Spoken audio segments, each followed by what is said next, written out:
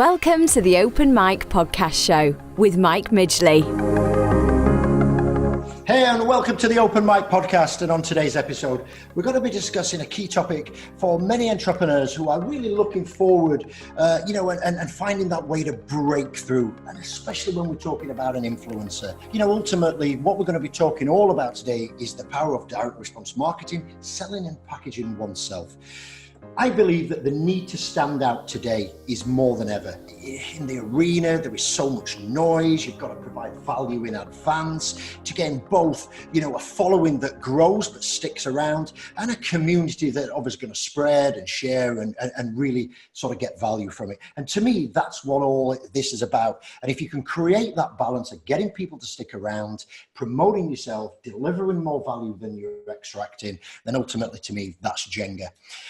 The considerable noise and continuous regurgitation of the same old content, just creates distrust. So if you're in that mode, stop what you're doing, go away, go and get some authenticity out there, because trust me, authenticity is what it's all about. And you know what? I've never, ever really been a fan of fake it till you make it. I know there's always a little bit of that flamboyance around everybody out there who's trying to make a difference. But ultimately, authenticity is key, and delivering your own expertise and value, like I said, deliver far more value in advance before you're looking to extract value, and you're on certainly a path to success. So certainly I'd be keen to hear your feedback, so you can leave us a message on our favorite channel of Twitter using the hashtag #TheOpenMic, or leave us a comment below. And if you're a fake it till you make it type of guy or gal, then I'm happy to have that debate with you. And that may not be kind, because I'm an honest speaker, and people who follow me, they know I say it as I see it, but I'll respect it anyway, and please lay that challenge down. Today, I'm exceptionally proud and privileged to be joined on today's show by Heather Ann Havenwood. Heather is widely regarded as a top authority both on digital marketing, sales coaching, and online publishing on business strategies. Heather Ann has been named one of the top 50 must-follow women entrepreneurs by Huffington Post, no less. And Heather Ann has also been named Chief Sexy Boss from her Amazon bestseller book, Sexy Boss, and How Female Entrepreneurship is Changing the Rule Book and Beating the Big Boys. And sometimes we call her the wizard behind the curtain as well. So I've got to give you a little intro to Heather here. Heather, in 2006, started and developed and grew an online information marketing business to over $1 million in sales in less than 12 months. Now, for you guys out there thinking, yeah, that's easy, trust me, you've got to think about that date time, 2006. Facebook was still called the Facebook. Twitter would not even launch. So you've got to look at that and put that into context. That is an awesome result. So welcome to the show, Heather. Thanks for taking time out of your busy schedule at South and Southwest Conference this week. How are you today? I'm wonderful. Thank you for having me from all the way from Austin, Texas. Thank you for having me. And you're right. I never thought about that, but you're right. I did that online sales, and there was no Twitter or Facebook. I think I forgot. You're right. I think when did Facebook launch? 07, 06 or 07, I think, somewhere. But it wasn't big, right? So it launched, but it wasn't like around. You know what I mean? So yeah, absolutely. People often forget that, and they think, I know. I go back to when I was working in the PLC as a CEO in a stock market business. And it was 2003, and we were a finance company doing wheeled asset finance, like leasing cars, leasing vans, leasing trucks. And we had our own online quote system. And people said, yeah, so what? I said, 2003, we got a room racked out with servers and air conditioning units with our own servers and all these HP things running these things. And it was like bizarre. Then it was like 100K in hardware, and gosh knows how many. Software. And today, so you can get rack space and things like that, but ultimately people often forget that the age of the internet and the age of how it's developed, and for you to do that, absolute congratulations around that. So but tell us a little bit more about yourself, Heather. I mean, I'm looking at your media page. It's not the first time you've done one in health and nutrition and dietary supplements. I think it was to 1.5 million and things like that. So tell us a little bit about you and give us a bit of a backstory. We'd love to hear that. Yeah, thanks for having me. So first of all, thanks for having me, and thanks for doing this. And you have this amazing stuff. I'm so honored to be even on this show, because you have some amazing people. And that's just, I feel like when I'm interviewed, it's kind of for me to serve, right? So I'm in your home, right? I'm a Texas girl, so I'm a guest in your home. So I kind of want to share something. I don't usually get to, I was telling you in the green room, I don't get to share a lot of my backstory a lot. Kind of one of those things about actors and actresses are like, well, you're successful. Like, yeah, well, it looks like I was an overnight success, but it's been 25 years in the making, like really, you weren't there for my first commercial or something, So it's needed to share, because I think you and I have been around. We were in business before this thing called Facebook and Twitter, and Correct. really where, right? We remember, and we're not old, right? By the way, we're not old. So at least I don't think I am. I'm barely 41, so it's just kind of crazy. But I want to share a little bit my very first sales job. So we're talking sales and marketing, right? And my first funnel, I didn't know what the hell a funnel was, by the way. I just was trying to make more money with less work, right? That was me. I was 23. I hadn't graduated yet. I just got kicked out of school for non-payment. I was waitressing. I'm really bad as a waitress. Very bad. I'm one of those people that walk up to the table and I'm like, y'all good? You good? You're good. And then someone's like, your table needs ketchup. I'm like, no. I told them, I asked them, I'm one of these like really, really bad waiters. My point was, is like, I knew if I was going to break it in business, I had to learn sales. Yeah. I was listening to Zig Ziglar when I was 17. Zig, one of my favorites. Yeah. Yeah. Think and Grow Rich when I was 18. And I knew that sales was the key. So here I am. I get this ad for a Southwestern Bell Wireless, which turned to Singular Wireless, which is now AT&T. Yeah. So it's the wireless business in 1997. Wow. That's the brick phones, by the way, if y'all remember, people. No texting. Absolutely. So I walk into this interview and I'm cute and young and 23. And the guy's like, this is for a sales job. And I'm like, yeah. He's like, well, no, you're cute and pretty and you don't have a degree. So we'll put you in customer service at whatever, $8 an hour or whatever. And I said, no, I want sales. And he's like, blah, blah, blah, And so he did the typical corporate thing, like, I'll check with my boss tomorrow. He moved it past because he didn't want to say no to me anymore. And so then I come into the next day or next week and I interview with this woman. It was very weird. She was a woman in Fort Worth, Texas, which was even weirder for a woman to be in tech. And she was the manager. And she liked me. And she walked up to Mike, I remember Mike, and said, hey, hire her as outside sales. The worst thing can happen. She fails and we put her in customer service. And he was like, what? Now, what I didn't know until my very first day was my colleagues, my colleagues, so to speak, were all men. I was the only female. All the females were customer service support. Yeah, so it's very stereotypical there. They were trying to push you and push you down. Yeah, they were pushing me out. How did they react? How did the other, the male sort of they made a bet against me. Wow. They had a bet going on in the background, which I found out later. Like, how long is she going to last? And they helped me at no help, because their average age was 40, married, kids, and I'm like 23 and got kicked out of college, right? So, and I was cute, what I call cute, pretty. I keep saying that because people put you in like a box with that, right?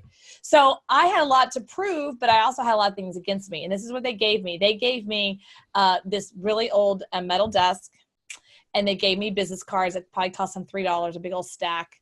And they gave me my extension. And then they gave me a big, huge yellow pages. And they said, go, your quota's X, have fun. That was it. Like, I didn't get, no sales training. No, because then that means I would actually win. And they didn't want me to win. They were like, she'll last 2 months. Yeah. So I had a lot to prove. I dialed that dollars. I would drive into business complexes, those big business like complexes, just a lot of businesses that I'd walk in, I'd see these big signs that say no solicitation. I just bypass those babies. And I would just walk in. I'm like, hi, I'm here. I have an appointment with Gary. And they're like, who's Gary? I'm like, oh, what's his name? I'm so sorry. What's the CTO's name? Lance. Oh, I'm so sorry. It's been a long day. Lance. I have an appointment with him. And then Lance is coming out like, but I looked cute, right? He's like, I don't remember a meeting with you, but come on back. What do you have? Right? So I'm like, hi, I'm with, the wireless company. All your employees need a wireless phone. And they're like, well, we don't really think the wireless is a good thing. So I learned how to sell by basically walking in and just asking for the sale. Do you know what? It's one of the proudest. I mean, you quoted Zig Ziglar earlier, and I'm a big student of Zig's. I've been 20 years. He calls it the proudest profession. And it does. Yeah, and when we speak to Skip, he talks about professional salespeople, and often people look past that. You know, we have professional sports people, we have, you know, professional actors, professional musicians, but salespeople always don't put that together, do the professional sales. But it is, you've got to study it, you've got to work at it, you've got to practice at it, and you've got to craft that sort of position. And if that's something that worked for you, you know, it's very, you know, dare I say, ballsy and pushy and get out there, but you've got to get yourself out there and offer value, haven't you? And no one told me. It wasn't like they sat me down. Like I'm a hustler. Even in today's world, like I hustle.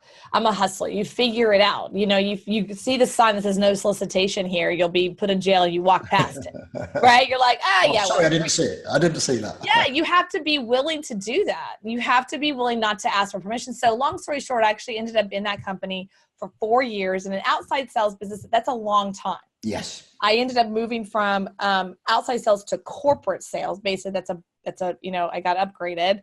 I was outside some corporate sales. That's when I got a salary. Before it was like, you Commission. eat ramen noodles or you eat a steak. We're not sure. So long story short, that was a really interesting part of my life. I was there when they moved to singular wireless and they had the big transition. I was there I remember being in a meeting where we were with Nokia. If y'all remember Nokia, and Nokia was there. We all had phones and they go, there's this thing called text messaging. All right, everyone go. And so I remember my associate, Brad, he was super sweet to me. And I go, Brad, I'm going to send you a text message. Okay, hold on. And I send him one. I'm like, did you get it? And he's like, ding. He's like, let me, you know, like we're doing this in the boardroom. Right. And I'm like, oh my God, this is so cool. And then we're like, well, how do we use, like, what's the purpose? You know, so just to give you an idea of like how I feel like how long I've been around. Yeah, I mean, it's amazing. I mean, I remember when I had a cell phone in 1994, when I had a modern apprenticeship working with BMW motor cars. And I had a phone, but there's no SIM card in it. It was just the phone was part of that. And then I remember when it went digital, and then you can take a SIM card in and out of that and change it. And that was like a major shift. I think it was 94, 95 or something like that. And, you know, you speak to the kids in the office today. We spoke to Ellie, the intern earlier, who's going to come do some video later in a moment, and things like that. And they just don't get it because it's just always been there. But there's this right. And you have to like sort of trade that phone and get another one to get a different number. It was bizarre, you know. It's just bizarre. I mean, I really learned a lot. So that's kind of how I got my skin teeth. Now, here's where I got into entrepreneurship, because I was taught at a very young age that you go work for a big company and whatnot, and you make the money, you make a little, and you're all happy. Like I saw myself as a corporate girl. I thought this is what you're supposed to do, and I'm going to rise the ranks. Look at me, you know. And this is where I got I've had many slaps in my life, as I call it, or punches, where, you know, you get a reality check, or all of a sudden your life changes. You're going on a trajectory. It's like, boom, you know, you're like, what happened? So this was my very kind of big first one. By the way, I did end up graduating college. I went to school at night. So I'm going full-time out in outside sales. And then at night and weekends, I was going to school and paying my way through. Brilliant. And that's how I changed my life as well. There's a lot of similarities there, because I originally started as a motor mechanic in blue collar, and then got into white collar. And the reason I got my modern apprenticeship at BMW is because I went back to school, and I always have while everybody was doing donuts in the car park, burning the tires out, you know, and going crazy, hanging out of the front windows, yelling at people. I went back and did business studies. I did business law, and I did Spanish language. I started to get educated, you know, and then within a couple of years, your life turns around, and, you know, you get that bit of a taste for it, don't you? And then you sort of taste that meat, and you taste that thing, you want more, and then you go for it. And, you know, I think one of the things from my side, Heather, as well, is that I moved on at that point in my life as well. And I'd be keen to know about yourself, because when I went back to school, a lot of my mates didn't do that. They continued being delinquents, dare I say, and just doing what they were doing. And then, you know, my friendship circle changed, and I started surrounding myself with different type of people. And wow, you know, literally in 3 or 4 months, it just changed. And then opportunities were there that maybe they were there before, but I just weren't seeing them. I'm interested if you saw that, you know, when you went back to school, you started to study again, you know, was that something similar that you did? For myself, I was in corporate America now. Yeah. So it even went to another level. And even in my college peers, they didn't understand I was in full time. I mean, I was full time. I was an executive pretty much. And then I was going to school at night. So I was like beyond them, you know, but I will say this is a crazy story. My very first online marketing course was in 1999. I'm not lying. I was in a marketing class, okay, and this woman who was the teacher picked like 10 of us, literally had a private conversations and said, hey, the university has approved me for this thing called an online marketing course. It's only one time. You know, I want to handpick you to come in. And of course, all of us, all we cared about was like, do we get credit? You know, so that's all we care about when you're like, do we get credit? So she's like, yeah, you get credit. And I'm not kidding. The very first day was like this.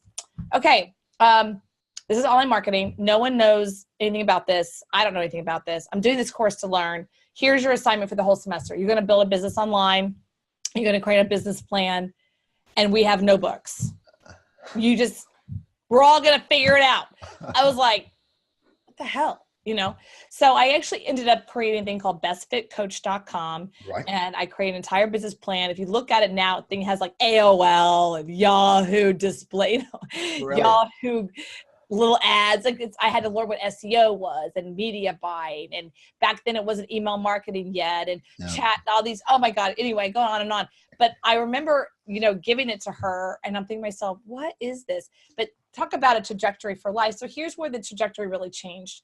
So I got what I call number one in the country in my company. So here in my company, I'm like, you know, no one believed in me. Now I'm doing well. I got promoted. Then my last year there in 2000, I think it was my last year, I actually ended up being number one in the country in sales. Not my, you know, just my little Fort Worth, Texas, not just Texas, not just the region, like the country. So I'm beating people in Chicago, New York, LA. That's amazing. Right? And then this was my first hit. I got what I call the pat on the head. You know what I mean? That one, the corporate pat on the head. And I was hoping for like a big old Rolex or like some like really big Cadillac, which I didn't get. I was like, where's my Rolex? Anyway, they were like, congratulations, go back to work. And then they fired me. My boss at the time, quote, said, she didn't think I deserved it. Now, there's no deserving with sales. You either have it or you don't. Yeah, you got the result. The results are on the board. Right. And so she fired me because I didn't fit. I was not fitting into the world. But here's what I did. This was the first thing I did. I want you to get this. I'm going to school at night and weekends. I'm like studying. It's my senior year in college because I literally graduated that same year. So I'm like my senior year. Long story short, I created my first funnel. So I moved myself into this back of this, again, of the corner, and I had the fax machine. This is no lie. It's a true story. And I just got in a corporate account called Lockheed Martin. You probably heard of that huge company. But when I got it, it was what they called a dead account. Here, we'll give it to Heather because, you know, so they give it to me as a dead account. And you can't penetrate Lockheed Martin because it's all shut down because of government, but I'm allowed into certain areas. So I created this true story. I created a one sheet, you know, basically 8x10. It's, you know, like black and white offer. I walked into the Lockheed Martin. You got to go through all these military things. I walk in with this big stack because there's 6,000 employees, right? And I handed it to this lady and I said, will you please distribute these in the lunch area? I mean, whatever. And I had a little form and they can either, they had email, Lockheed Martin email. You can email me or just fax me the order with your credit card and I will deliver it to your office, Lockheed. I'd wake up in the morning, come to the office, and I had a stack. Amazing. And so all I did was fulfill orders all day. And everyone's like, how are you doing them? I'm like, I just had them fax in the order. And it's my first funnel, right? It was like brilliant. And then they fired me because they said I wasn't doing enough work. Because then I was coming at 10, I'd leave by 2, and then I would go home and I would, right? And they're like, well, you're not working hard enough. And I'm like, isn't that the point? Like, right? It's not the work, it's the result, isn't it, at the end of the day? It's the result. So my point, my very first funnel was in the year 2000. Amazing. On a fax as well. That's absolutely amazing. Here's a quick story. I just got to share this really quick story with the listeners as well. So for the ones who are too young to remember what a fax was, in the later days, the faxes, it became, as Heather said, like an 8x10, like an A4 equivalent piece of paper, plain sheet. But before that, in the Wheeled Asset Finance, going back in the mid-90s, when we were in Wheeled Asset Finance, we used to fax proposals to people, and it was like a thermo piece of paper. We did the thermal piece of paper, and then we got audited about 3 or 4 years later, and we went to the files to open the files, and it had all faded down, so they couldn't audit anything. So it was absolutely bizarre that, we just physically couldn't do anything. So the auditor said, well, did the customer sign that? I said, yeah, we signed it. Well, where is it? It had all faded down. And it all faded, right. How bad on the thermal paper, and there was no audit, and literally we went through like hundreds of deals that we'd done, and we was audited by the government, like what is now the FCA, the Financial Conduct Authority.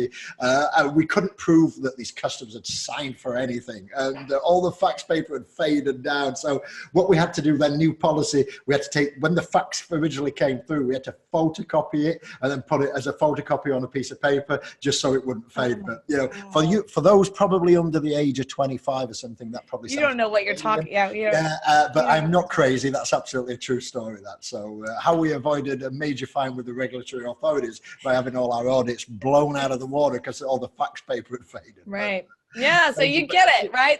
My first funnel was on a fax. Amazing. Cool. So anyway, that's how I got into the business. So then I got fired, and then I graduated college. And then this is where I got into entrepreneurship. It's a really important piece of my story. So at the end of that, it was the summer. I saved a little money, and all my friends were like, well, just go get another job. And I'm like, no, I'm not building, because you build a book of business, and I'm not building another business again and have someone take it away from me. So I was like, I don't know what I'm going to do. I found an infomercial one day, and it's a true story. I'm sitting on my friend's couch. She's flipping the channel, found an infomercial. The guy's like, do you want to make more money and control your life? And I'm like, yeah. Yeah, we'll do that. Yeah, that sounds good. So I go to the thing at seminar at 1:00, and I sit in the seat, and I'm like, yeah. And they're like, you can buy and sell real estate. You can make all this money, and just give us $3,000, and we'll teach you everything we know. And I'm like, yeah, right. But I don't have $3,000. So, but then they said the magic words. This is such a magic words, which I love. They said for your spouse, it's 1,000. So I was like, sweet. So I nudged this stranger next to me, and I'm like, hey, can I be your spouse? And he's like, what's your name? I'm like, Heather. And his name was Bob or George. And I said, let's go to the back of the room. So I give him different credit card, different last name, no ring. I mean, it was obvious I was lying my butt off. And they just wanted the sale from the start. They're like, we'll take your money. So they take the money. But the people who are running the event were like, what's your deal? You're different. You're a hustler. We saw that, and ended up working for that company, and moved to Florida, and ended up working for the largest seminar company in the country at the time, with Robert Allen Institute, Forex Made Easy, Wise Trade. And I started traveling the country, and that's how I got into direct response. Brilliant. Fabulous. Crazy. Yeah, crazy story. So tell us more about these businesses. Obviously, the one I referenced earlier, $1 million in sales in less than 12 months, but there's a couple of other stories and success stories around that as well, isn't it? So just to expand a little bit about that, what was your approach? Was it a hook? Was it just a punt? Was it, how many times did you fail before you made it? And I know obviously we've had some successes and failures there, but just talk a little bit around that as well, especially around the business growth stuff. So a couple things I'm very, very good. My superpower is taking something that is not selling and re-messaging it to the right market with the right media. So I'm very good at aligning the message market media. So all the different, even down to like my fax machine thing, right, is I figured out the message market to media. The media happened to be fax, and then the message and the right people in the market, right? So I started my first business online that really went from $0 to $1 million with a guy who was a dud. He was not a good speaker. I didn't have a lot to work with. And I had to repackage him in the marketplace. And at the time, it was like the timing of 2006, 2007, and they were redoing their bankruptcy laws. So we kind of leveraged the current marketplace of what was happening. And I repositioned him as like the bankruptcy dude, so teaching people how to avoid that piece. And that was right on 06, 07, which ended up 08 was a huge catastrophe here in America. Yeah, same here. Yeah. So you were too. So the packaging kind of happened at that piece. He was like, I'm really good at repackaging. And then the next one was in 2015, which is recent. I had a significant other at the time, literally had this piece of metal in his closet pretty much. And he was like, oh, by the way, there's this thing, and I've tried to sell it, and no one wants to buy it. And I'm like, okay, what do you got? So it's just basically you lay down and you lose 10 to 15 inches in 30 minutes. Wow. And I was like, you can't sell this? Give me a break. So I'm like, every woman wants this, right? And so I renamed it. I repackaged it. I made it very female-based. I put it in a beautiful room and made it very nice and very spa-like, and repackaged it, renamed it, said what it did. And we literally, there was a point when we first started, we were so backed up in appointments. When people would call, I would say the first appointment's in 3.5 months. Oh, that's amazing. It was amazing. Result, but wow. So, and that was, again, right message to right market female via the right media. We actually used Groupon. And so, and I reverse the engineer, because a lot of these companies that have something similar, like Zerona and things like that, they truly charge high, like $3,000. Yep. I literally cut the price in a third, and the price was like $300. And first, like, why would you do that? I'm like, because that's just the beginning. That's the, what I call shiny object. Yes. Early adopter stuff. Yeah. And it comes from my seminar days of traveling the country. It's like you freebie to low to high. You want to have them come in the door so you can have a conversation. What other, they obviously want to lose weight. What other things can you sell, lose weight? You can sell them packages and supplements and this and that. That's where the money is, you know. So we went from 0 to 1.5 million in sales on a supplement company. It's a supplement company. I mean, he was trying to sell this amazing machine. I'm like, forget the machine. That's the shiny object. It's the end result, isn't it? What people are buying. The end result is we get them on a recurring supplementation program and like all that. So, and this is no longer part of it. It's still very successful today. It's still around. We the business partner and I broke up. So there it is.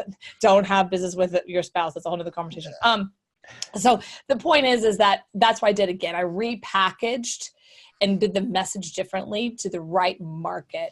Yeah, absolutely. And you know, there's a thing that I always use when I work with our clients, and I always talk about, you mentioned earlier about the Rolex watch in the corporate environment. And, and I always say, if I bring you a Rolex watch in a plastic bag, what do you think?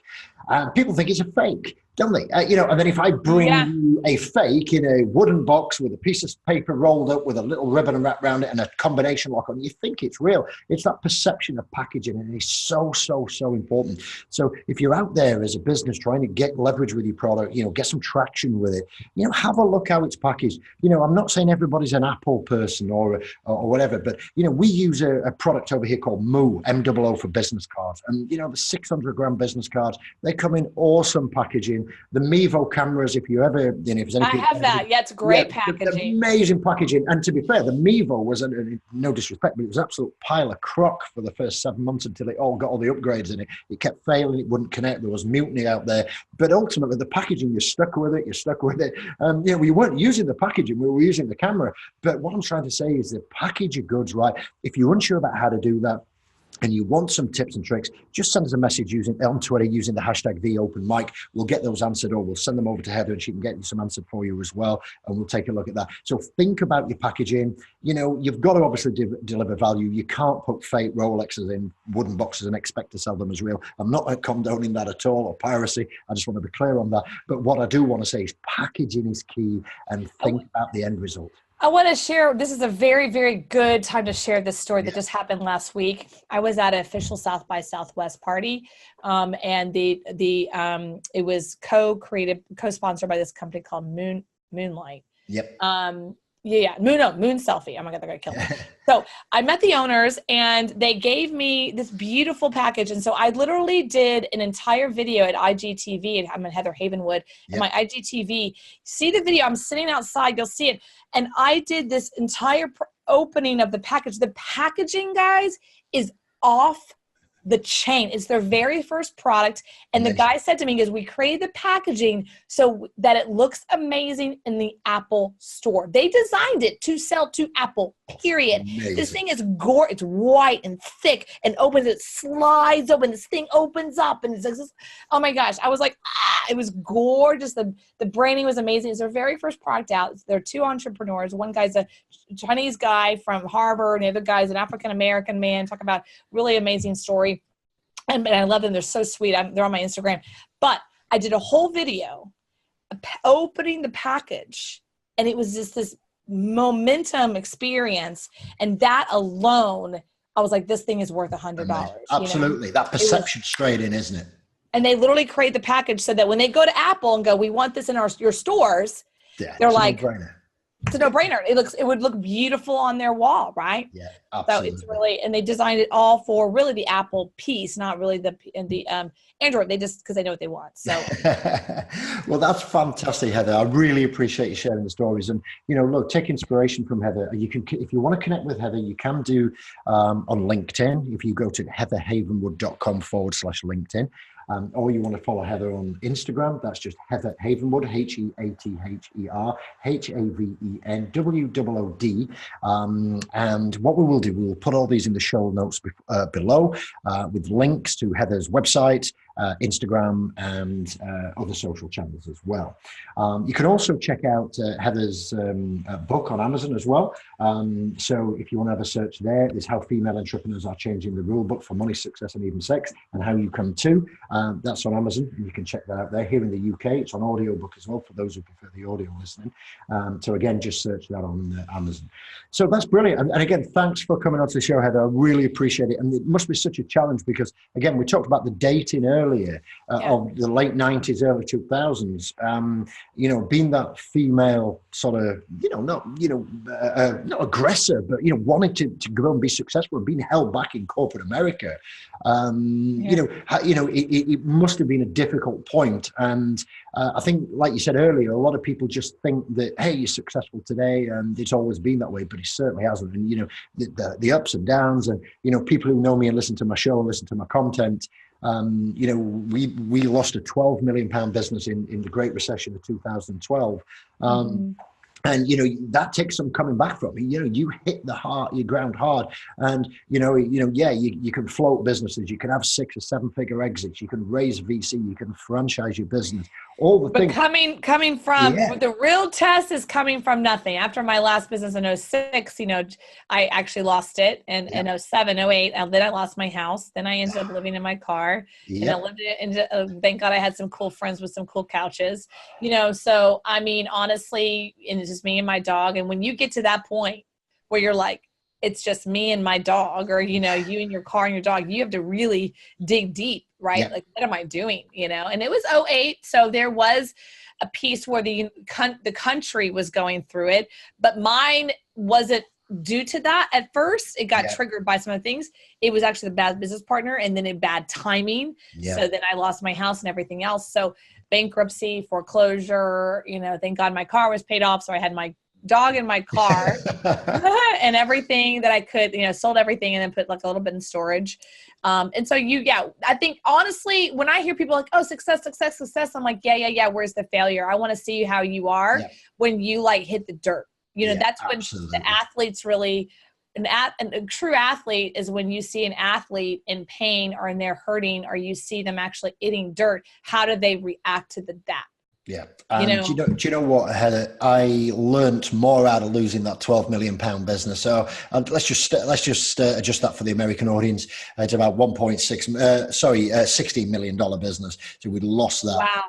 That's and I learned more out of losing that business than I ever did out of 2 6-figure and a 7-figure exit in the previous business I was successful in. Yeah, because those are wins and those are fun. And that was a cool experience. But when you like see whatever is a financial sheet and you're seeing a negative of 12, there's something that like your body's like, I don't even, want to get up tomorrow. I mean, there's times when you go to bed and you think, God, I hope I don't wake up tomorrow morning, but you do. And then I'm done feeling sorry for myself. I'm going to get out there. I'm going to do it again. And, I think that's what you got to do. And again, with the podcast we just did recently as well with George Hodgson from Mason to Shoop, he's a big mental health campaigner. So go check that out as well. If you're struggling in that sort of area, or shoot us a message, I'll get you connected with George and the great charities that he works with. If you are down and you're looking about finding that inspiration, follow Heather's stuff online and all the social channels. As I say, very positive people. It's a very important piece that it's how you handle it's how you handle devastation. It's how you handle ups and downs. And I see that a lot with the younger people today. They've never experienced it. And it's like, I hope they don't. I do, but it does cause you to it's the calluses, right? It's the calluses on the hands kind of thing. And as an athlete and whatnot, it's like, I've got a lot of calluses all over my body from, spiritually, financially, mentally, and spiritually and emotionally, that you've had to learn to dig deep. And I will say the one thing I learned, the big thing I learned when I'm sitting there on my friend's couch, thank God, in 2008, 9. I'm sitting there on the beach. Thank God he lived on the beach. That was kind of cool. So I was sitting on the beach and I thought to myself, God, why is this why is this happening? All that stuff goes on in your head. And I really got that who I am as an entrepreneur. Like I'm sitting there on the beach, technically have nothing, no credit, no this, no that. And what universe came to me is like who you are as an entrepreneur. It doesn't matter if you have a business or not. You don't have to have a business to be an entrepreneur. Let's take another example. Athlete. Yeah. A true athlete doesn't have to be in the game to know who he is or she is an athlete, period. Yeah, absolutely. And when you get that core level, then you're not attached to each business. Correct. Right. So, and if you don't want me to go for just one more second on this. So I always think when people look at Facebook, I mean, we all love Zuck, right? Or whatever. But at the same time, it's not realistic. People look at his success story and how he went from Harvard to Facebook, for God's sake. And they go, oh, I should be like that. I'm like, no, I'd rather you look at like Steve Jobs and all the crap that he went through and all the stuff that fired from Apple.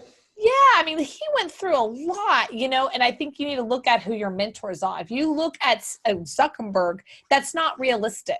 No. That's a Lucky Charm thing going on. You know what I mean? It's not in reality, and it's hard to do business in today's marketplace. There's a lot to deal with. And so I think that the people don't have the resiliency because they just say, well, it should be easy. Look at Zuck. I'm like, well, Zuck is Zuck. Absolutely. I think from the other side as well, and it's a similar side of topic, Heather, and that is that I always have a policy that I never go in to get involved with the business if I don't know where I'm going to exit it. So I have the exit right in mind, right up front. And, I know a lot of people will challenge me on that.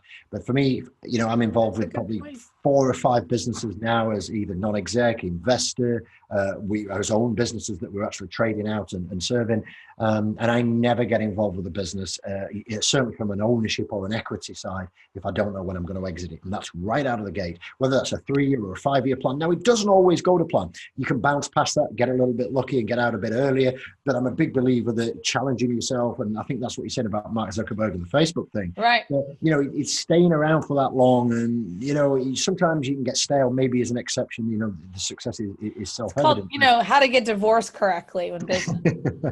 Yeah, I mean, you got to write the prenup, baby. I mean, you got to write the prenup. Everyone's like, oh, it looks great. But like, where's the I've learned that. Someone asked me a long time ago, what's your number one thing you've learned in all the challenges you've had? I'm like, how to find good lawyers. They're like, how could you say that? I'm like, honestly, my biggest mistakes I've made has never been the business itself or the message to market or the media or the marketing. I'm very good. The things I failed at, and I've had the hard reality of the swallow. I wasn't lawyered up properly. I didn't have the right contracts. I didn't have the right exits. I didn't have the prenups. Because I was on like, oh, this is exciting and trusting. And yes, of course I trust you. I love you. You're amazing. You're my bestie. We're business partners. It's like, just recently I had a business deal that kind of started amazing. And within the first conversation, I said, I'm bringing in my lawyer. This is exciting. They're like, what? I'm like, oh, I don't handshake anything anymore without lawyers. No, right. absolutely. And you're very like, as a woman, they're like, what? When you're trusted, like, this ain't about trust, baby. This is about, we're about to go in business with money. Yeah. So, absolutely. Welcome to the world, man. If you don't want to do that, that's cool. But this is and the next meeting was my lawyer's on. And he's ready to ask. You've got to do that. You've got to do that because ultimately, it's a transaction, it's a relationship, and ultimately all parties are responsible to deliver. And, to me, it's a bit like when we work with our clients, we will say to them, look, not as blunt as this, but hey, we're going to make money out of you. Here's the terms around that, but here's the value we've got to deliver as well. So now that's out of the way. Let's just get down and get on with it. But people who want to, resist against that. Want to get excited. Yeah. I mean, I've had red flags. Yeah. Situations. I literally, my second meeting, I'm like, okay, let's bring my business advisor in who happens to be my lawyer. And they're all of them are very, what? And I'm like, guys, we're talking money and I'm not going to go into this blind. I'm not stupid. I'm not. Absolutely. I mean, I know what I bring to the table. I know what you bring to the table. Let's get it on the books, right? And both deals, by the way, have fallen apart. Yeah. And I'm telling you that out it's of a lucky like, escape. Yeah, it's like, oh, it gets too much for people, or like, oh, this is getting real, or oh, now if we look at the lawyer side, oh, I don't want that. And it's like, you got to learn how to don't fall in love, Yep. how to get into contract and get that prenup right then, right? Absolutely. So I'm a big believer in that for sure. Great It's been my advice. biggest mistake. Yeah, great advice. So thanks, Heather, and I really appreciate the intro so far. Your backstory is amazing, and congratulations for bouncing out of it. We hear all sorts of entrepreneurial stories on the Open Mic Show, and that's right up there with them. So thanks for sharing it. And as again, if you're interested in following Heather, you can follow Heather Ann Havenwood on social. At Heather Havenwood on Instagram is the favorite one, or just go to heatheranhavenwood.com. You can check out all the social links on there as well. Thank you. So we're getting into the topic a little bit more today, Heather. So on the subject of selling, we talked about that, and we learned a lot about your journey. Leveraging podcasting, to sell like a boss. How easy is that easily? How do you become a sexy boss? Talk to me around that, really. And, let's get on to the subject. Obviously, podcasting is something close to my own heart. I know you've got a really successful podcasting channel yourself as well. So just talk to us about that selling and leveraging podcast topic. Yeah, so podcast is really hot right now, and it's going to get hotter. Yep. Pandora just got in the game. Spotify just bought Gimlet for $200 million. I mean, this is a no kidding business. For a long time, it was like, oh, it's a cute little podcast. It's like, no, this is like real jet. I listen to Alexa in the morning or news briefings. I can't say her name very loud because she starts talking. And she does news briefings for me, right? And lately, I've been getting, just the last 2 weeks, I've been getting advertisings of podcasts. I'm listening to the Wall Street Journal news briefing. Yep. The reason why I think podcast is really important today is because it's a platform. It's a platform to influence. And influence is where things are headed. People don't want experts. They want influencers. They want conversations with people that are real, and they want to be intimate. And we as human beings, we connect through voice. So you can send me an email all day long and I could take it really negatively. You can send me that email like, oh, how dare you be mean to me, And you're like, I didn't mean that. And then like you and I get on a phone call or a Skype call or a Zoom call or whatever. And all of a sudden you're like, no, what I said is here. I can hear your tonality and I can hear your love. And I'm like, oh, well, I really took it this way. And you're like, no, because text and things like that aren't how we connect as human beings. And here's the bottom line, the Bible, right? The Bible 101, the most read book in the world, like it or not, agree or not, doesn't matter. You can open the book and you can read a story and you can understand it as a human being, because we as human beings haven't changed that much. Technology is altered. We didn't have Facebook in 2002, right? But, biblical times, we human beings, we haven't altered. We haven't changed. We're still the same. So we have to understand that we're still in the H to H business, human to human, Heather Havenwood, H to H business. We are not in the iPad to iPhone business. Yeah, okay? That's a good point. We are in the human business still. I mean, even though I'm looking at you through a camera lens, like I can feel you, I can connect you, I can. It's that energy, isn't it? And that reaction and that emotion coming through. Yeah, and that's really a critical piece. And so I think people are learning that podcast is such an easier way. And the reason why podcast is so hot versus YouTube, because I get this conversation a lot. People are like, well, I don't want to start a YouTube podcast. I want to start a YouTube channel. I'm like, I tell people, you start with podcasts. Yeah. Podcast is the beautiful piece of the elixir, because not everyone's sitting on 4G, people. Not everyone's sitting. I mean, I'm half the time in my home I am, and then I move out of my home and I'm like, oh, I got bad cell phone service. But I can download an audio. I can download that and I could be on the treadmill. I could be on a walk, right? Yeah. I can listen. I can do those things in the car, stuff like that. So I think that the power of audio, there's a reason why SiriusXM just did a deal with Netflix in the summer of 2018. Why? Because Netflix is the largest video distribution channel in the world, and SiriusXM is the largest audio distribution, paid audio distribution in the world. Why would they do business together? Think about it. You know why? Because Netflix is going to be sending them content. Because Netflix knows that there's a whole world called audio that they can't tap into. Yes, absolutely. And so Netflix is like, how do we get our content out there in more hands? So, right? So now they're literally creating content just for SiriusXM, or taking current content. Like comedy is easy, right? So they have all these comedy specials on Netflix. Easy one. They're creating a comedy channel of Netflix comedy and all the comedy people that they've been doing for years and years and years, and they're just spreading it through, right? That's the first piece. So, I mean, my point is that audio is not going away. And we've got a big video screen here too, but you guys are going to put it on podcasts, things like that.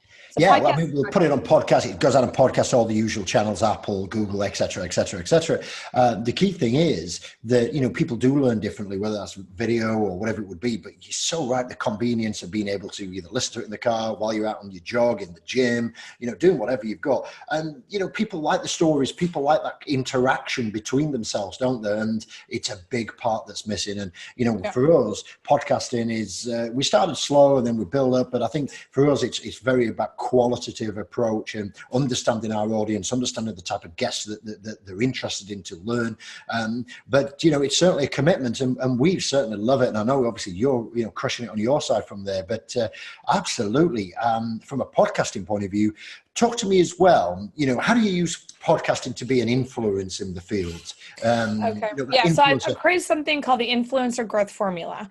And then go to influencergrowthformula.com if you want to check it out. But inside the Influencer Growth Formula, there's 3 pieces of that. Okay, there's the message, the market, the media, right? So the message, what actually is your message on the what I call top level, because podcasting is top level. And then what is actually your market? And you got to go broad when you go in any kind of show or channel. And then that third piece is the media, the distribution side. Of course. And I always tell people that in the world of influence, if you're creating an influence platform, which is what I teach people, is like, how do you do 2 hours a month, create 4 shows and literally have the conversation of being omnipresent everywhere. That's why I teach in the formula process. Okay. It's a process. Now, the thing about that's key is this is my little standard, like it or not, but content's king, right? Engagement is queen, and in my world, queen's over king, by the way, because it's my world.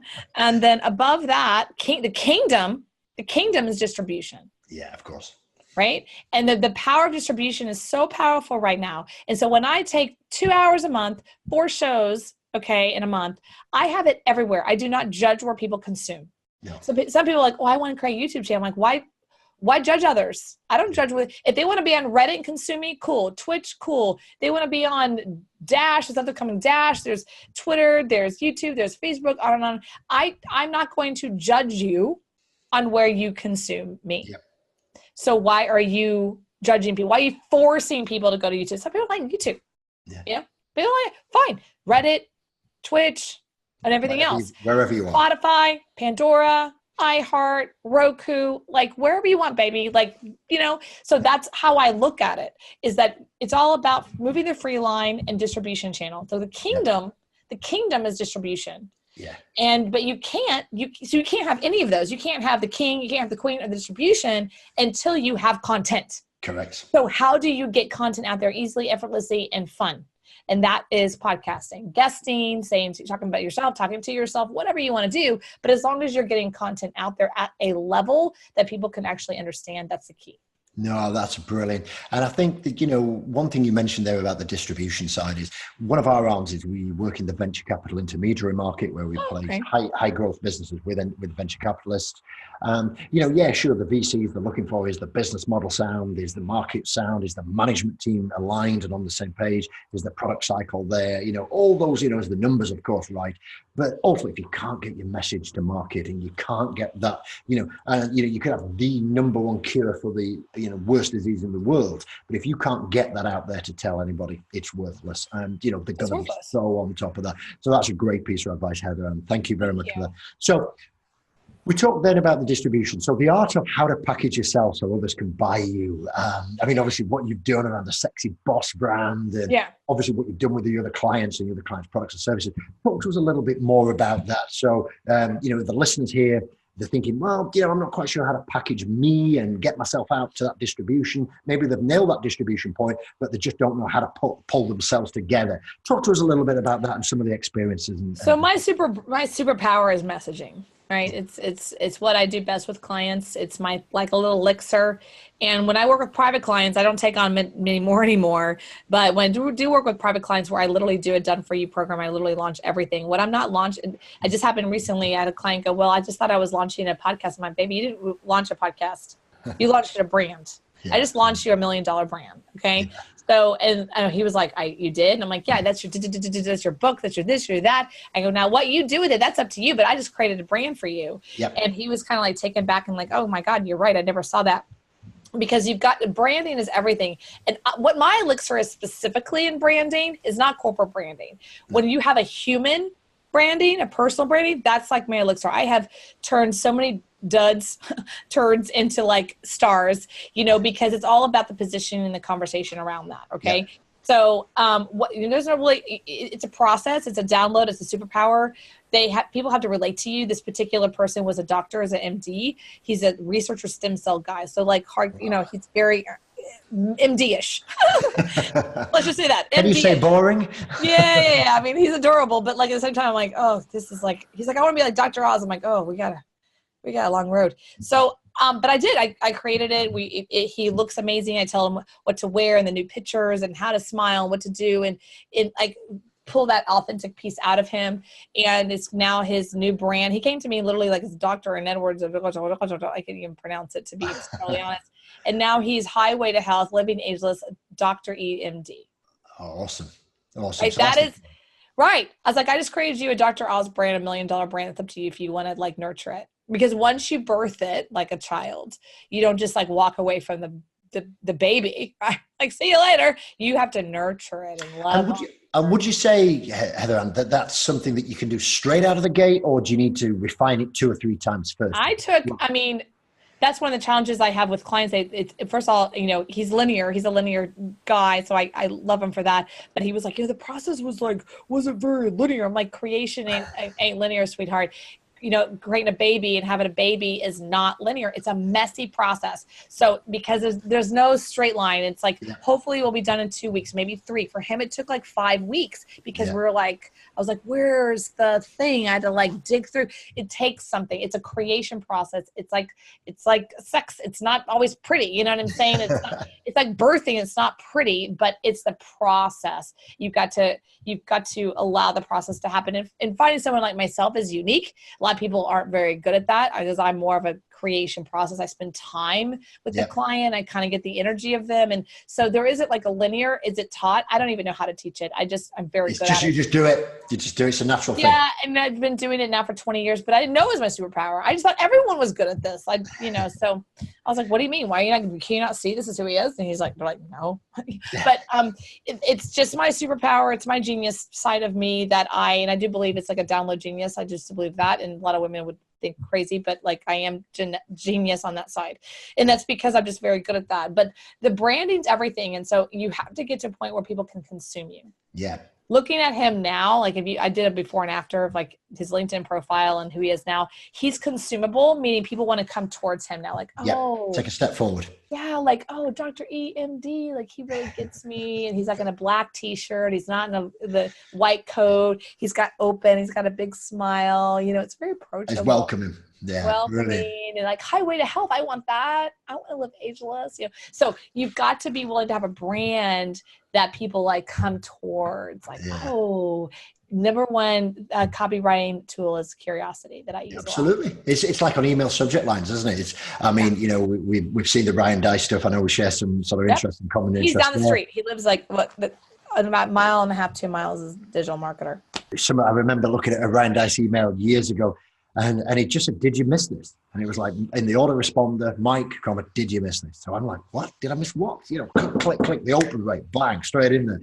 And, fear of missing out, baby. It's a good one. Fear of missing out. It's a good one. Absolutely. So if you want to get your emails open, just try, did you miss this? You've got to have it relative, you can't be, it's got to be relative to the content. But that was one that always stood out to me that, and we still use it today in more reminder emails that we deliver something out and then they don't open it and we deliver it 2 or 3 days later. Did you miss this? And the open rate stat from that alone. So the curiosity part is awesome. And I buy into that all the way. So thanks for sharing on that. That's sort of packaging there.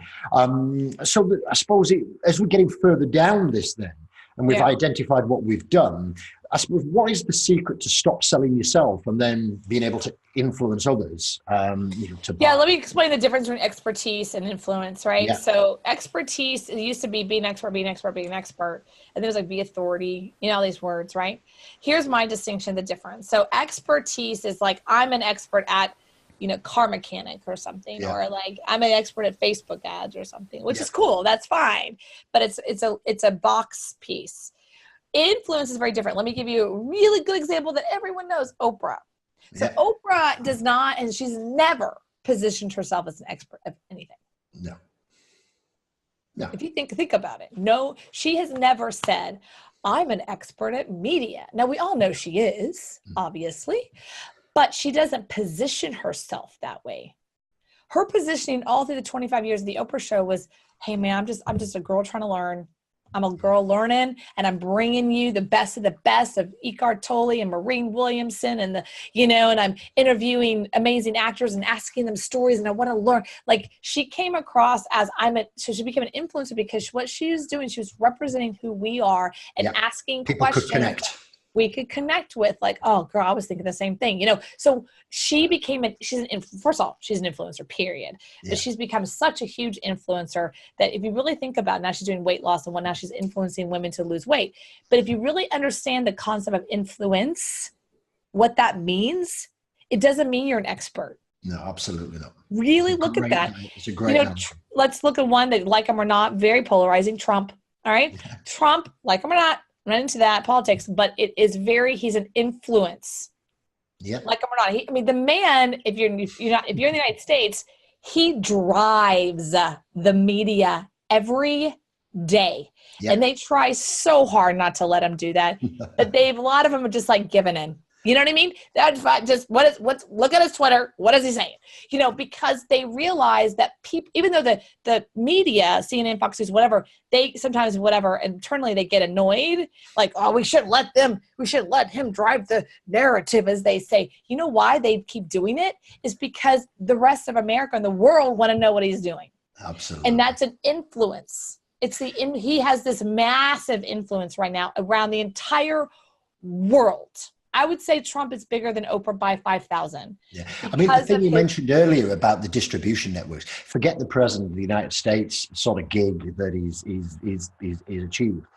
I watched a documentary on Netflix about Trump's early real estate businesses, where his dad started the real estate business, but out in Jersey or Brooklyn or something. But he was actually the person who brought the Trump name to the Manhattan Highlands. And Correct. Some of the audacious moves that he made. Funny enough, he had a female construction manager. That's right. In the early 70s. And that was unheard of. But, even back then, early 70s or maybe mid 70s, apologies for the experts and the purists who will call me on that. But 70s, 80s, yeah. Yeah, but and how he brought the Trump name to Manhattan, which was the step up, and how he drove that community, how he drove the Manhattan influences, and how he got influenced Manhattan big time. Yeah, absolutely. The skyline. People have to give up like or not thing going on with him and look at the influence that man has made. Yeah. It has been traumatic and not traumatic negative. It's been huge. Magnitude, isn't it? And the only reason, honestly, if he had never run for president, everyone would love him. Yeah. Right. It'd be like love. Oh, he did all these amazing things. So just because he's president, there's a lot of negativity right now, but it's polarizing. But he has done, what he did is he realized that the more influential he could become in Manhattan, the better his real estate deals would become. Yeah. And more valuable, And that's my elixir to people. That's why I tell people, the more you allow yourself and tap into the influence of yourself and help influence people in the world and helping people. He helped people, guys. Absolutely. He did. You look at his track record. There's a ton of people he helped, and he really helped women, believe it or not. I know people, he did. Look at his track record. This is facts. Okay. But I want you to he really did. And so even with Oprah, she made a huge, profound difference in the media business, and she's an African-American. Yeah. She made a huge impact. She influenced, but let's be honest. Honestly, Trump is, obviously an expert in real estate. Let's be straight. However, he positions himself differently. Yeah, he does. He doesn't position himself like, I'm a real estate. Because at the end of the day, guys, real estate experts suck. They're very annoying and they're boring. Have you ever talked to her? Like, it's like, oh my, I don't want to talk to you. But an influencer helps shape industries. So you're thinking to yourself, I'm not going to be an expert. I'm not going to be a Trump or Oprah. Okay, let's go back. You can be a influencer in your industry, in your area. Like for myself, I'm tapping in right now into Austin. I'm really tapping into a local businesses in Austin. I really want to become an influencer Austin, where I help entrepreneurs thrive in Austin, and I really want to support them. And how am I going to do that? I'm going to start. I'm creating an entire new podcast called Austin Like a Boss. Brilliant. My whole thing is going to be lifting up right? Lifting up, being Oprah in Austin, in a very segmented space. Yeah, and you're channeling that down, you're concentrating it down, you're getting that message in there, and people are going to connect and things like that. So no, that's awesome. And, whether it's politics, it's TV stars, you don't have to be at that level. Look what Heather Hand's doing on her own podcast and in that local, well, I said local, in the metro area of sort of Austin and Texas area, what I'm doing with the open mic. And the reason why I asked you about it, just to tap into your expertise, Heather Ann, is that when we first did our podcast, we called it Cast Hub because it was like cast and then hub for the successor. And then we played about with that and then it didn't really work. And then as I was bringing my own brand up and it's like the open mic, Mike Misley, and then it just connected. It was just something we threw around in the office. Oh, let's have a look. Let's create a brand around that. Now we have his own brand, the open mic. We've got his own T-shirts. We've got this, we've got that, we've got the other. We're not quite Oprah or Donald Trump as yet. And hopefully one day. You're an influencer in your space. Correct. And what we do is we serve venture-backed, high-growth SMEs who are wanting to either raise venture capital or grow crazy. You're going to come to work with a successor, but Mike, that's our track record. That's what we do. And we get influence on like yourself who can add to that from different examples. It's not just all about us. We want to share that out there. We're a big believer of altruism out there and really sort of share that expertise and that knowledge. But, people do rely on it. A couple of clients recently, and I'm sure you get the same, Heather Ann, that is where they said, Mike, we trust your guidance. You've been there. You've done it. You've walked that shoes. We trust what you say. I don't really have a view on it. If you say it's good, we'll go with it. And it's like, whoa, then suddenly you get that aura of responsibility. And then, so you got to use that carefully. And I think that if you are building your influencer network, if you want to go back and check a podcast out I did earlier last year in 2018 with Henry Kaminsky Jr., you want to listen to his journey, how he went out about it all wrong. He went out and be bullish and self-centered. It was all about Henry. And he grew up and then he crashed and burned and he got murdered not literally, but slated on social media. And then he came back humble and he's super, super, super successful. So go and check that out on the podcast if you want to sort of hear about that. But, don't overstep the mark. If you are an influencer, you do have responsibilities. And people, it wasn't Heather Ann until it came across about a 3 or 4 month period where a number of clients kept saying the same thing, totally disconnected. None of the clients knew each other. It's not as if we'd done a conference together and they talked. And this, they were all saying the same thing. Mike, I trust what you say. I believe in what you do. I'm putting my business in your hands. And suddenly that wave of responsibility come over the top and it's like, whoa, how do I deal with this? And it's like, okay, let's just keep drilling down, doing the basics, concentrating on the core goals and let's get the results. But it can be unnerving sometimes when you cross that line and people see you that way. So if you put yourself out there, all I'm saying is be prepared to deliver the goods and be authentic, like we said at the beginning of the show. Yeah, you've got to be able to deliver the goods as an influencer for sure. Absolutely. So as we start to wrap up, Heather, here, pricing yourself, the biggest mistakes in wrong pricing and how to avoid them. Talk to me a little bit about that. I'm keen to understand your view on those. Yeah, so I'll go back to the example of the weight loss thing that I did. In the marketplace, everyone was trying to sell these like high-end, $1,000 to $2,000 sessions. Yeah. And the reason why I went opposite of that, it wasn't about going to a lower market. It was a disbelief conversation. So people would like, what do you mean I can lay down in 30 minutes and actually lose 2 or 3 inches or whatever? There was a disbelief in their head. So how do you overcome that? One way is the first wave of market in that world, the Zeronas, they said, well, it's so amazing that we got to charge $2,000. Like, I know you can't believe it. So it's, that was the first wave, and that's fine for the first rollout, which was, a couple of years ago. And so the high end women who like, they will drop $2,000 for 2 or 3 inches.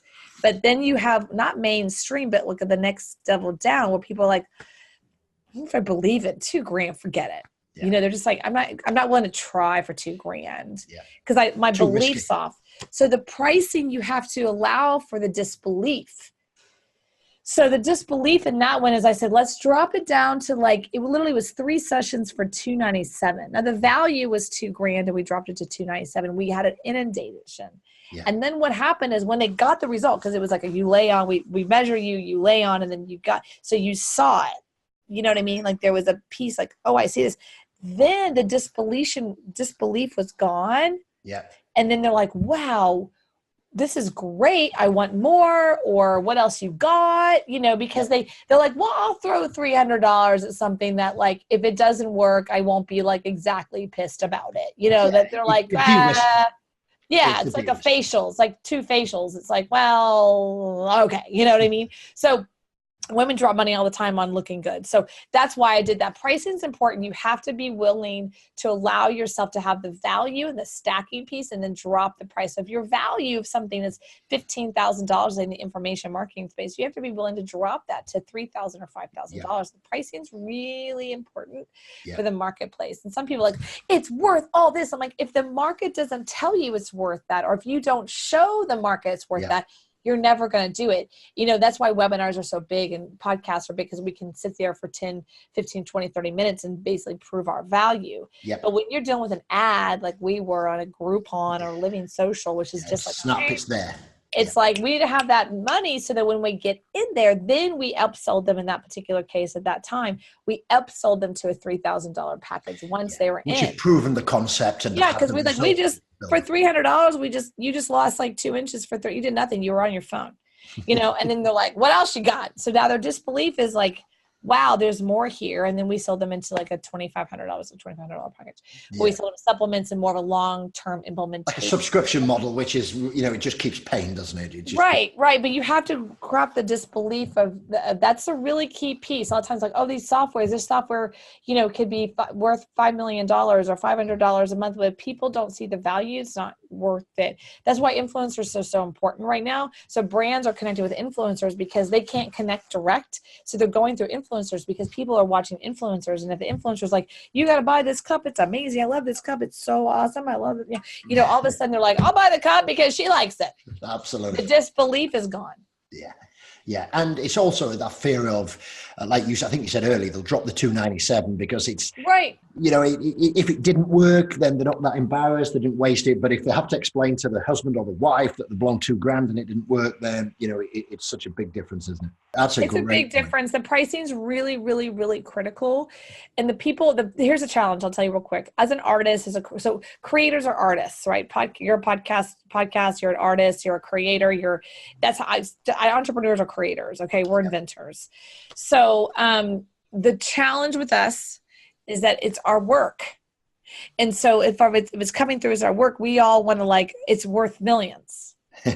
Right? It's a big mistake. It's a big mistake, right? Because people don't understand the value. A good example is I was mentored by many copywriters, but Dan Kennedy said a long time ago, he said it takes longer for me to create a 10-minute presentation than it does an hour presentation. Why? Yep.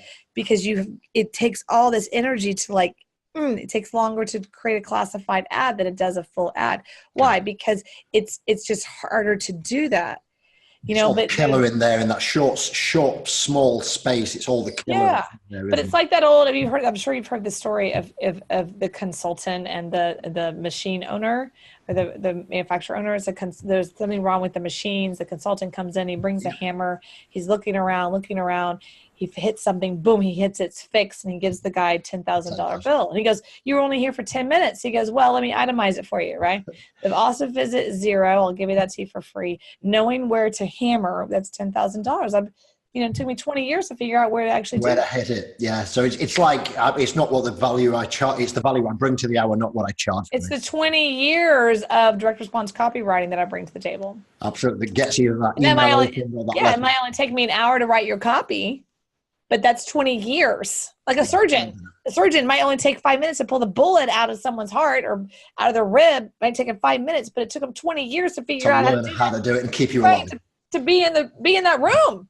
So that is the problem with value. You've got to be able to understand that, and that's worth a lot. Yeah, absolutely. Heather Ann, I can't thank you enough. I seriously appreciate the time. I know this is a busy period for you, but thanks for adding so much value. It's been absolutely awesome to hear your story all the way through, the examples and, that can-do attitude, that positivity, the highs, the lows, the knowledge that you've given around the positioning and the packaging is just so music to my ears, because I think so many people in today's fast-paced world just skim over that type of stuff and go to market and wonder why it doesn't happen. And just doing that dirt work is awesome. Thank If you. you don't mind for just a second, I'd like to, just kind of do a shout out to the ladies. Yeah. And it's challenging to be a female entrepreneur. Yep. Okay. It really is. And for it just is, whatever reason, I'm not going to go into that, doesn't matter. But I want to acknowledge the female entrepreneurs, the women who are just getting started or who want to get started, or who they're in the rowboat and it feels challenging. Yep. It's hard. And part of the reason it's hard, not from a society standpoint, Yep. but we as women have been taught for thousands of years to ask permission before we move forward. Yeah. And men aren't taught that as much. And so I kind of want to do a shout out to the ladies to say, I hear you. And when you find your voice, your tribe will follow. When you find your voice, your opportunities come towards you. And I just encourage every man and woman, but really I'm speaking to the ladies because it's more challenging, to really find their voice through their work and finding their voice through their creation and not being attached to it. When you get who you are as a thought leader or a global leader or an influencer or an entrepreneur, you really get that it's not about you. It's about understanding the creation process. And I'm sorry I'm going a little soapbox. I just really want to shout out to them. And it's like, it's okay what you're going through. It's a lot. It's a lot. You're dealing with the mental, the emotional, and then, it's counterintuitive for a woman to build a business. Yeah, and it shouldn't be because, at the end of the day, there's some awesome entrepreneurs. They're awesome. And I think they're awesome words, Heather, and thank you for sort of just putting that in. You're more than welcome. If you are a female listener and that resonates with you, go and check out heatheranhavenwood.com. We'll put the links below in the show anyway, so we'll put all that out there. But heatheranhavenwood.com. You can also check out what Heather Ann's doing on Instagram at Heather Havenwood as well. So please do that and say hello and connect with her on LinkedIn as well, which is heatherhavenwood.com/LinkedIn. There'll be a redirect that drops straight onto Heather Ann's page, and I'm sure we'll be delighted to hear from you, and you'll be delighted to help. So thanks very much indeed. The value that you've given has been awesome. What I try and do, Heather, and we've covered so much, and a lot of the listeners actually say, hey, wouldn't it be great if you could do a recap for us at the end of the show and pick out sort of 2 or 3 sort of pro tips. So direct response marketing, packaging oneself, becoming that influencer, giving the value to the world. Heather Ann, how would you summarize that if we could, even in 3 short statements? Okay, so really the 3 short statements is one, as far as tactical things, your message, your market, your media is the key piece. And each one of those is kind of their own pro tip. So what's your message, right? What really is your message in the world? What's your key? What's your that? Who is really your market you're talking to? You've got to pick one. I always have the Homer effect, where Homer Simpson effect. You literally go online, find that avatar, print him or her out, and put it onto your computer. And that's my avatar. It's got to be that specific. Okay. And then the next piece of that is your media. Yes. And media, it means, the Yellow Pages is a media, right? Billboard ads is a media. Facebook ads is a media. Yep. So podcasting is a media, and giving you the point, right? So those are all just medias. And so you've got to make sure that your message is tapping into your market and then finding that through the right media. And that's right there. I mean, it's basic, but it's critical. And it's super valuable, isn't it? Because, it's, in the football business or the baseball business or whatever, if here in the UK, we're big Everton fans and our arch rivals are Liverpool. So if you're trying to market Liverpool merchandise to me as an Evertonian, that's a no-no. I'm going to, not only just delete your email, I'm going to mark you as spam, you know what I mean? And whether that's email marketing or anything else. So it's just about getting understanding that avatar, that audience. And real quickly, if you don't mind, so I just watched the whole documentary about the UK leaving Brexit. Oh, yeah. It was fascinating because I'm a marketer, so I watched that from a marketing perspective, and he nailed it. Take back control. Yeah. That was the narrative that hit it. America, make America great again. Yeah, make the America great again, yeah. He's talking to middle America. He knew exactly who he's talking to. He knew the message that the market wanted to hear, and then he has the media. And then that guy who did that, it looks like he got a lot of backlash. So sorry, guys. But he's brilliant because he knew the market and the message and the right media. So like them or not, there's all politics there, but I want you to get how brilliant both markets and messages are to the right market. And, at the end of the day, Trump just will take credit because it's easier. It might be a little too toughy with the UK, but, he's make America great again. He knew his market's that middle America, the one that doesn't get a lot of light. Yeah. They don't get a lot of light. The middle America, they don't have a show really, So felt left out before. They've been left out. They call it the flyover country. Yeah, so it's that inclusion, isn't it? You come into my pen and we'll do this together type of thing. So, but see how powerful the message to the market and the right media is. Those two case studies, those are 21st century case studies. Yeah, never goes out of fashion. Are truly going to go down in history as the most brilliant marketing campaigns, I think, ever. Yeah, absolutely. Both of them. The Brexit one too, like it or not, politically, right? But literally, he really nailed it. If you watch that documentary, how it was all about the word back. Take back control. There's a lot of... I know a lot of people don't like it. I feel like I'm like, but I mean, I have to look at it from a market perspective. I have nothing to know about politics in the UK about Brexit, so please forgive me. But I really do. He's brilliant. The guy who did it, he's brilliant. I appreciate that. Thanks ever so much, Heather Ann. It's been an absolute powerhouse of a podcast. Thank you very much indeed. If you want to check out more about Heather, head over to heatherannhavenwood.com. We'll put the links below. Check her out on Instagram at Heather Havenwood. Thanks ever so much for being on the show, Heather Ann. It's been absolutely awesome. Thank you very much indeed. Thank you so much for having me. So we appreciate you tuning in as listening as always. Hope you got some value out of that. Check out Heather online. And as always, to get in the game, go do the hustle, go make it happen. And we'll see you on the next Open Mic Show. Thank you.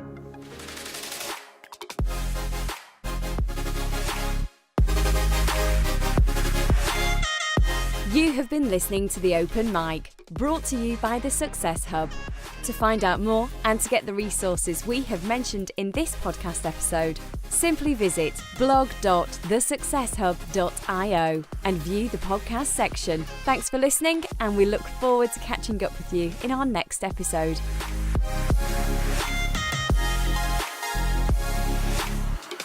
This podcast and associated materials is published under copyright to The Success Hub. All rights reserved. No reproduction of this material is permitted.